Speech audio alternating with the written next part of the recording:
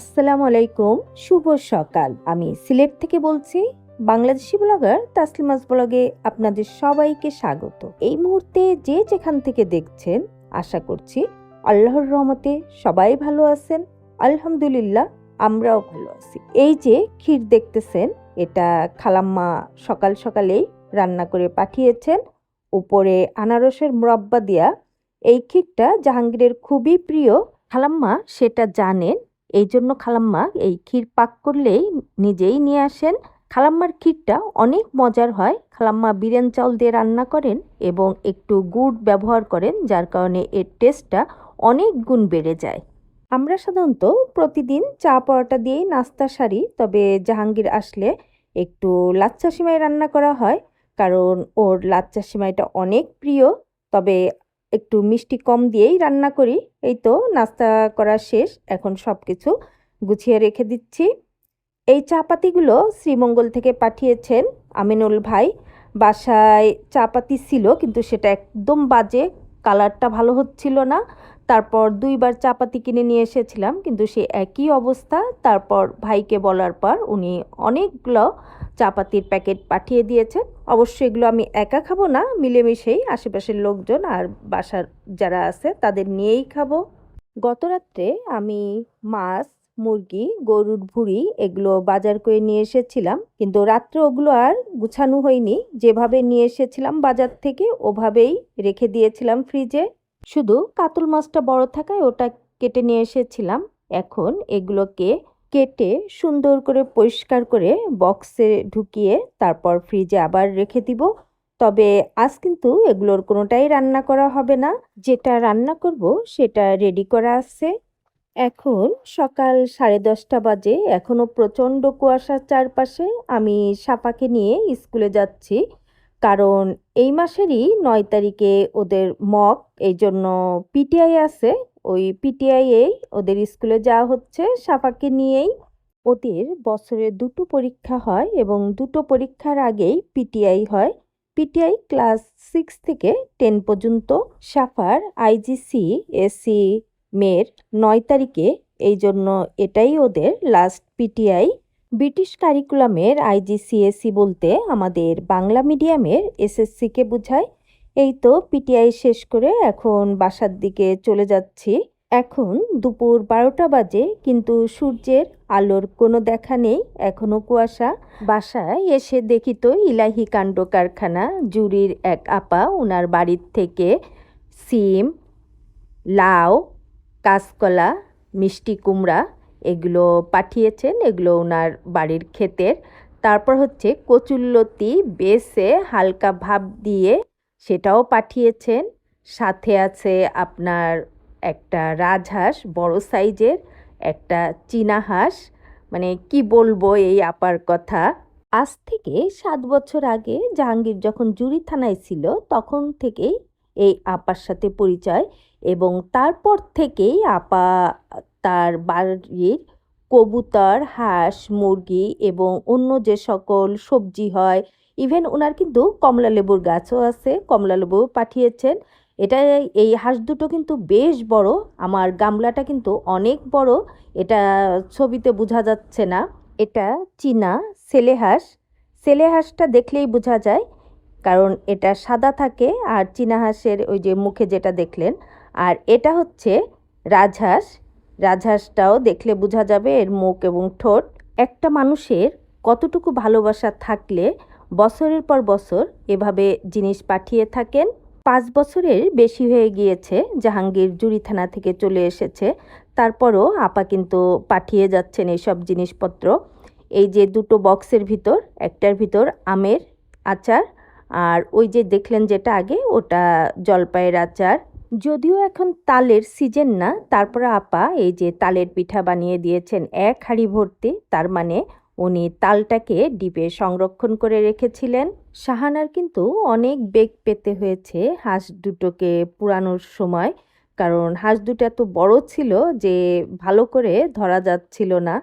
তারপরেও ও অনেক কষ্ট করে হাঁস দুটোকে সুন্দর করে পুড়িয়ে নিয়েছে। পুড়িয়ে নেওয়া মানে হচ্ছে সেকে নেওয়া। এই সেকে নিলে যে ছোট লোমগুলি থাকে ওগুলো পুড়ে যায় এবং ওগুলো আর চামড়ার ভিতর থাকে না, একেবারে পরিষ্কার হয়ে যায়। হাঁসকে পুড়িয়ে নেওয়ার পর ঠান্ডা করে কাটতে বসেছে। কাটটার সময় তো মহাযুদ্ধ, পোড়া হাঁসের সঙ্গে শাহানার যুদ্ধ হচ্ছে।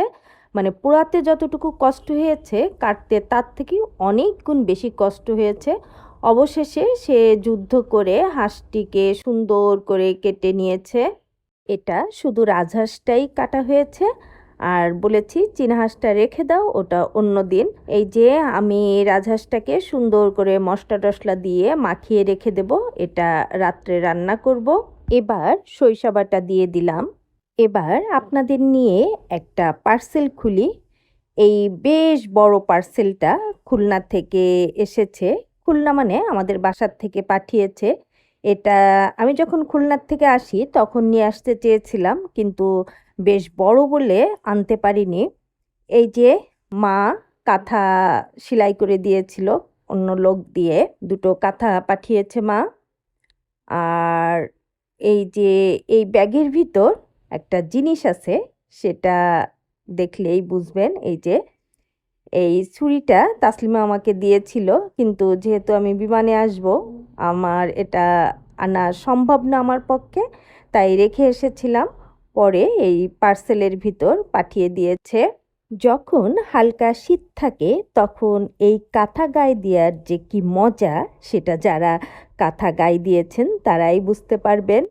আর এই পাপোশ দুটো খুলনার থেকেও পাঠিয়েছে, কারণ সিলেটে এগুলো 650 টাকা করে, আর খুলনায় মাত্র 300 টাকা করে।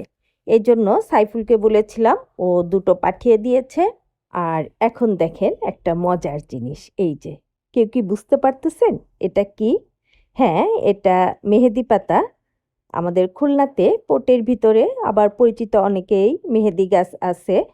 সাইফুলকে বলেছিলাম, ও পাঠিয়ে দিয়েছে। দেখেন নেটের ব্যাগে দিয়াতে এটা জিনিসটা বেশ ফ্রেশ আছে, আর পাতাগুলো কিন্তু বেশ বড় বড়। আর যেহেতু এই বস্তাটা মানে বড় বস্তাটা কিন্তু প্লাস্টিকের ছিল, এই জন্য অনায়াসেই বাতাস ঢুকতে পেরেছে, এজন্য পাতাগুলো বেশ ভালো আছে। আর এই যে সেই দোলনা, যেটা খুলনার কোনো এক ভিডিওতে দেখিয়েছিলাম, আর এই দোলনা থাকার কারণেই সাফা পার্সেলটা খুব আগ্রহ সহকারে খুলেছিল। এখন দুপুরের রান্না করব, যেহেতু আজকে অনেক দেরি হয়ে গিয়েছে এজন্য বেশি কিছু করব না, জাস্ট একটা ভর্তা আর একটা তরকারি এই রান্না করব। আমি ব্রোকলি ভর্তা করব, এই জন্য ব্রোকলিটাকে শুধু পানি দিয়ে সিদ্ধ করে নিয়েছি। আর এদিকে একটু মাছ ভেজে, এটা কাতলা মাছ, মাছটা ভেজে মাছের সঙ্গে পেঁয়াজ আর মরিচ দিয়ে ভালো করে এই যে মাখিয়ে নিচ্ছি। এটা আমি কাঁচা মরিচ দিয়েছি একটু, তার উপর তেলে আপনি শুকনা মরিচও ব্যবহার করতে পারবেন। গতরাতে মোমো ব্রোকলি ভর্তার কথা বলেছিল, আমিও চিন্তা করলাম যে যাক, ঝটপট এটা হয়ে যাবে, এই জন্যই এখন ওই মাছের সঙ্গে আমি ব্রোকলিগুলা ভালো করে মিশিয়ে দিব। আলতো হাতে আপনি নেড়ে নেবেন। এখন ধনেপাতা দিয়ে নিচ্ছি, ধনেপাতা দিয়ে ভালো করে মিশিয়ে নিলাম। এবং সব শেষে এই যে সরিষার তেল দিব, সরিষার তেল দিয়ে একটু হালকা করে মাখিয়ে নিয়ে তারপর যদি পরিমাণ মতো লবণ হয়ে থাকে, আর দেওয়ার দরকার নাই লবণ, আর লবণ যদি ঠিক হয়ে থাকে তাহলে আপনি সুন্দর করে এটা পরিবেশন করে ফেলবেন খাওয়ার জন্য। আমার ব্রোকলি ভর্তা রেডি। এখন একটি এই যে ফ্রিজে তুলে নিলাম, খাওয়ার জন্য রেডি। বললাম না যে দুপুরে একটা তরকারি রান্না করব, এই যে আলু, সিম এবং পেঁয়াজের কালি দিয়ে শোল মাছ, পুঁটি মাছ এবং কাতল মাছ রান্না করেছি। আর পুঁটি মাছ ভাজি, সাথে বেগুন ভাজি। আর এদিকে খালাম্মা বেগুন ভর্তা, আলু ভর্তা দিয়েছেন, এবং দুটো ভর্তাকে একটা কাঁচামরিচ দিয়ে সুন্দর করে দুই ভাগে বিভক্ত করেছেন। সেই সাথে এই যে আমার ব্রোকলি ভর্তা। আমাদের দুপুরের খাবার দাবার রেডি, এখন আমরা ঝটপট করে সবাই খেয়ে নিব। আর এদিকে খুলনা থেকে যে মেহেদি পাতা পাঠিয়েছিল, সেই পাতা শাহানা বেটে নিয়েছে, খুব সুন্দর করে নিফাস করে বেটেছে। নিফাস বলতে আমি মিহি বোঝাচ্ছি। এখন এটাকে আপাতত রেখে দিব, পরে এটাকে ছোট ছোট ভাগে ভাগ করে তারপর ডিপে রাখবো। বিকালে খাওয়া দাওয়া শেষ করে প্রথমে গরুর মাংস রান্না করেছি। এই যে এক হাঁড়ি গরুর মাংস, মাংসটা খুবই মজার হয়েছিল। আর সন্ধ্যার পর হাঁসের মাংস যেটা দুপুরে মাখিয়ে রেখেছিলাম ওটা রান্না করেছি। এই যে রাজহাঁস দেখছেন, মাথা পা। এই হাঁসের মাংসটাও বেশ মজার হয়েছিল, সরিষা বাটা দিয়াতে আরো বেশি মজা লেগেছিল। মাগরিবের নামাজ শেষ হতে না হতেই খালাম্মা এক বাটি ধোয়া ওড়া গরম গরম চিতই পিঠা নিয়ে হাজির। আমিও সেটাকে সদ্ব্যবহার করলাম। এই দেখেন পিঠাগুলো একেবারে নরম তুলতুলে। খালাম্মা দুপুরবেলা টক দিয়ে গিয়েছিলেন টমেটোর, তা সেটা টেবিলের উপরেই ছিল। চিন্তা করলাম এটা দিয়ে খেয়ে দেখি কেমন হয়। সত্যি খুব মজার হয়েছিল, অন্যরকম একটা টেস্ট হয়েছিল, খেতে খুব ভালোই লাগলো। আর যেহেতু পিঠাগুলো তুলতুলে ছিল এজন্য আরও বেশি মজা লেগেছে। এটা রাতের বেলা জাহাঙ্গীর আর রাতুল খাবার খেয়ে নিচ্ছে রাতের। এই যে হাঁসের মাংস মানে রাজহাঁসের মাংস সাথে চিতই পিঠা, এটা খুলনার থেকে নিয়ে এসেছিলাম, এটাই শেষ। তারপর গরম করে দিলাম আজ, আর নান রুটি ছিল। জামাই শ্বশুর খেতে থাকুক, আর এই ফাঁকে আমি আপনাদের কাছ থেকে বিদায় নিয়ে নিই। এতক্ষণ আপনারা যারা আমার সাথে ছিলেন আপনাদের অসংখ্য ধন্যবাদ।